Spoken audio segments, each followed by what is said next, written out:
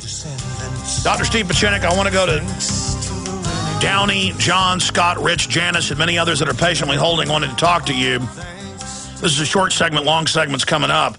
But you were making a point about what you think is going to happen in the future. You said things are going to start spinning faster and faster. We were talking behind the scenes. Now we came back live. What point were you just now getting at? Well, the economy is getting out of control. Our unemployment is too high. We're starting to be taxed. As you see today, nonprofit organizations need to pay taxes for water. Our services in the cities are really falling apart. Our infrastructure is falling apart. We don't have an economic policy. Our inflation rate will go up, as you correctly said. We're in the wars that we don't belong. We have to pull our soldiers back. The Middle East will erupt even further. China will confront us even more vigorously. But the issues really have to come back to the American public. We have to take back the monies in these wars that are not effective, do not really touch our lives at this particular point in time, and really restructure the United States so that we become America first. We really have to concern ourselves with building our infrastructures, building our national security in terms of the debt, and cutting back on the 850,000 individuals that have top secret clearance on counterterrorism. It's absurd. It's absolutely ridiculous, and the American public is paying for all this ridiculous nonsense on terrorism that doesn't exist. Our real terror issue is the financial crisis, which you said in one of the ads. And now we have to focus on America, and we need a leader who understands how to be a non-ideological, hands-on, forceful individual who's had a history of business experience and knows how to lead us forward in terms of the economy. It's all right, Doc, stupid. Doc, let's do this. I'm sorry, I don't mean you, but it's what was said to Bush Sr. It's the economy that still stands on that. Doc, let me stop you. Since this is a short segment, I promise we'll go directly to calls in the next. Let's get into the economy now. What do we do about the private central banks who make the giant bonuses, take the tax money? I mean, they're not going to stop doing what they're doing. So where do you see America going? What are the main crises facing us? Well, number one, the banking system has to be rechanged. It's absurd that none of the bankers were indicted, particularly Blankfein, Ron Rubin, who worked for Citibank, received $75 million, was very much in charge as a consultant for all the corruption that occurred in the subprime mortgages. And he was asked, well, what did you do? You received $75 million in bonus. He said, well, I didn't know anything about it. This is our former Secretary of the Treasury. You're talking about Warren Buffett, who owned 40% of Moody's. He took double D rated junk subprimes and then reconverted it to AAA and sold it. And Warren Buffett goes as the sanctimonious priest of entrepreneurship in America and says, no, I had nothing to do with it. These are men who should be investigated. They should be indicted and put in prison. We are not going after the right individuals. The head of Goldman Sachs, the head of J.P. Morgan should be in prison, not just reprimanded. But the reason why they're not is because there's a collusion. This is not conspiracy. This was even written by the American government in the Financial Crisis Report. I recommend that everybody read it. There's an individual whom I don't know, Phil Angelides, who did a brilliant analysis and commission report on how corrupt our banking system is, and it hasn't changed.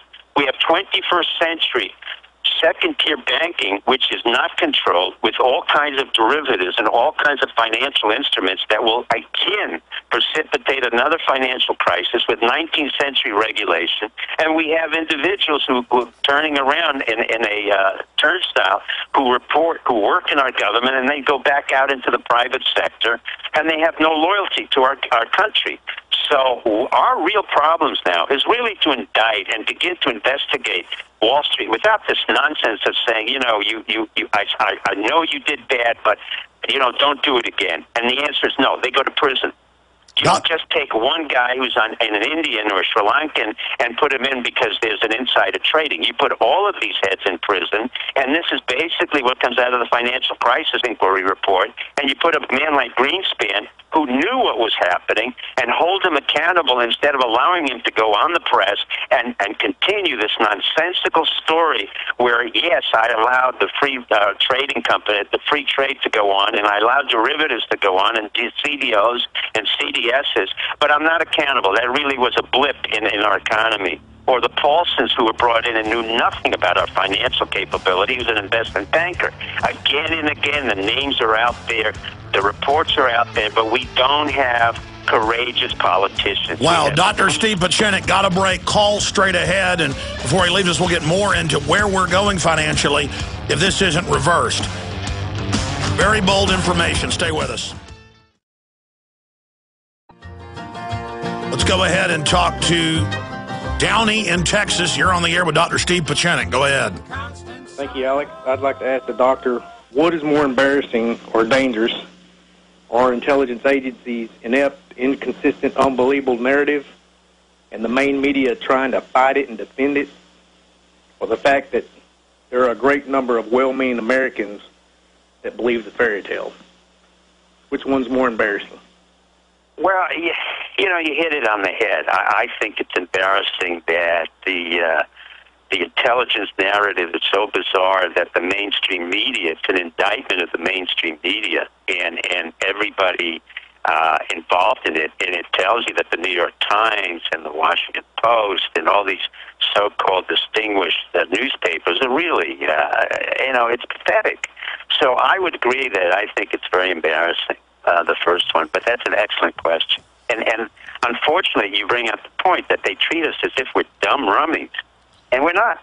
Well, I want Downey to be able to ask another question and then have Dr. Pieczenik elaborate. But I want to say this. I think that's the method to the madness, is they're trying to get all of us to buy into torture being good, TSA sticking their hands down our pants, $2 million Defense Department cameras in one elementary school studying the kids in San Antonio. All of this is over the top on purpose to give us learned helplessness, and you're a psychiatrist, you know about that, doctor. But more importantly, they're testing the mainstream media and getting them to buy into things that are cartoonish to just train them to accept more and more crazy things. It's like in the last 9 years, I see AP articles every month. Bin Laden puts out new warning, he will strike. And then at the bottom, it'll say, this came from a message board with no proof. So they're training us to run with idiocy. I mean, doctor, isn't there some of that going on here, or is it just... Well, let me say the most important part in my point of view. I don't have to be a psychiatrist, but from a financial point of view, I think what you're seeing is the death knell of the mainstream media. In other words, as much as the president has been desperate and came out with this nonsensical story, what you're seeing is the mainstream media is converting from the so-called journalism that was really practiced very well at Columbia School and elsewhere into a cartoon. They become graphic novels. And the reason isn't so much they're trying to suppress us. The reason is they are losing money. And they are in financial trouble. You know, you follow the money trail in America, and you find out what's the problem. And instead of going back to what made them great, they're digging their hole deeper. They're digging their hole deeper. The hole is very deep. I mean, the main holder who's given them a bond that they have to pay 14% interest on is a Mexican who owns the New York Times. Now, the New York Times doesn't do an internal story on them. The Washington Post is in trouble because the Internet is competing with them. The Financial Times is basically an extension of Pearson International, which has never done very well. They were the overseers of my publishing company, Berkeley. They've never done well. They now have a new president who's an accountant and basically really doesn't know anything. They never made a profit. So when you look at these elements and these financial institutions that tried to suppress us, it's not working anymore. That's the comedy of the entire thing. It's a tragic comedy because they have become not newspapers, but graphic novels. If you look at the front page of the New York Times, what's the mainline story? Well, girls who go to the prom second night, that's the major story that you want to know about girls going to a prom, when in fact the entire world is falling apart and there's more news on Alex Jones. Well, how is the New York Times or MSNBC, which is also going under, because cable news networks are going under, the TV shows are going under, they know that because I do TV shows, ABC has not been effective, NBC has not been effective, all of these narcissistic fools that you see on there lauding their own presence as commentators have to compete with Alex Jones, who's not seen. and basically is heard, and he has to say the truth. So how are they going to compete with you, Alex? They have financial troubles. You may not. I'm not interested. But the point is you have a growing audience, and the American public is not reading this nonsense anymore. Well, that's the thing, Doc. I mean, if they tried to do any real news with all of their money and power, we wouldn't be competition for them. I mean, it's scary that a couple of years ago I had 3 million listeners a week, and now we've done the numbers again lately. It's more like 5 million a day, radio, 2 million a day, internet. Just on one YouTube channel, 5 million views. Alex, do you have to advertise on CNN to tell them? Well, then why is the New York Times advertising you and telling you why they are so important when they only have a readership of maybe 600,000? No, that's what I'm saying is they're paper tigers. That's my point. I mean, 1 minute on MSNBC during prime time with 500,000 viewers cost $10,000, $15,000, $20,000.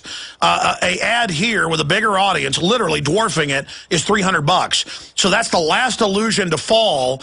Is that you pay 15, 20 times for something that is worth far less, and they know that final shoe is dropping. But we could talk forever with Dr. Pieczenik. No, but the point here is not that. The point is what the gentleman said. It is embarrassing, not for us.